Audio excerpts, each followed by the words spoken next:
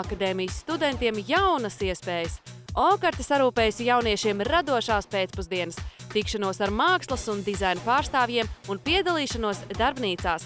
Pirmā saruna par modi. Demiens ir modes un modernās mākslas nedēļas Moment organizators. Heidija ir no Toronto un beigusi Toronto Reisona Politehnisko universitāti, kur studējusi modes dizainu. Parunājuši par modes un mūzikas attiecībām un Kanādas modes industriju, jaunieši var apskatīt un uzlaikot tērpus. Laiks kļūt par modeļiem.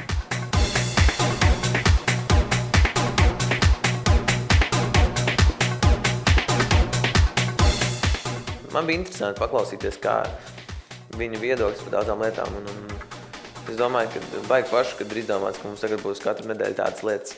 Man vēlreiz pārliecināja par to, ka mode ir ļoti cieši saistīta ar mūziku.